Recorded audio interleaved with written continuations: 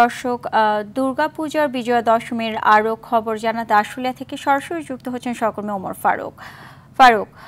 ফারুক, মণ্ডপগুলোতে ভক্তদের ভিড় কেমন দেখছেন এবং দেবী বিসর্জনের প্রস্তুতি সম্পর্কে আমাদেরকে বিস্তারিত জানাবেন। সুজানা, আপনাকে ধন্যবাদ। আমি এই মুহূর্তে রয়েছি শিল্পাঞ্চল আশুলিয়ার যে নয়ারহাট এলাকায় যে মন্দির রয়েছে সেই মন্দিরে আমি অবস্থান নিয়েছি। তো শিল্পাঞ্চল আশুলিয়ায় কিন্তু এবার ৯৭টি পূজা মণ্ডপে কিন্তু এই শারদীয় দুর্গা উৎসব, যেটা হিন্দুদের সবচেয়ে বড় ধর্মীয় উৎসব, সেটা পালন করছে ভক্তকুলেরা।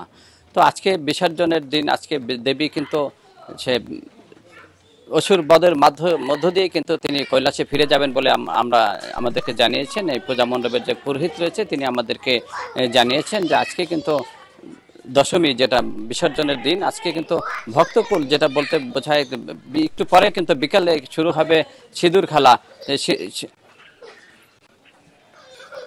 তো আমরা একটু নয়ারহাটের যে মন্দির রয়েছে সেই মন্দিরে কিন্তু আমরা এই মুহূর্তে অবস্থান করছি। সিঁদুর খেলার মধ্য দিয়ে কিন্তু সন্ধ্যার পরে কিন্তু দেবী বিদায় নেবেন, ভক্তকুলের মাঝ থেকে তিনি বিদায় নেবেন, তিনি কৈলাসে ফিরে যাবেন তার স্বামীর বাড়িতে। তো শিল্পাঞ্চল আশুলিয়ায় কিন্তু এবার ৯৭টি পূজা মণ্ডপে যে পূজা অনুষ্ঠিত হচ্ছে, সেই পূজা উৎসবকে নির্বিঘ্ন করতে কিন্তু ঢাকা জেলা পুলিশ সুপার আনিসুজ্জামান তিনি আমাদেরকে জানিয়েছেন, তিনি ঢাকা জেলা এবার কিন্তু ৩,০০০-এর অধিক পুলিশ সদস্য নিয়োজিত করেছেন মণ্ডপে নিরাপত্তা দিতে। শিল্পাঞ্চল আশুলিয়াতে প্রায় ৪ শতাধিক পুলিশ সদস্য সাদা পোশাকের পাশাপাশি পোশাকধারী পুলিশ কিন্তু তারা নিরাপত্তায় রয়েছে।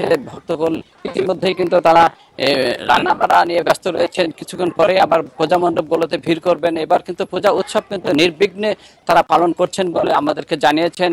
বিগত দিনের তুলনায় কিন্তু এবারে পূজা উৎসব তারা উৎসবমুখর পরিবেশে তারা পালন করছেন। তো দেবীর বিদায় নিয়ে কিন্তু তারা একটু ব্যথিত বলে আমাদেরকে জানিয়েছেন।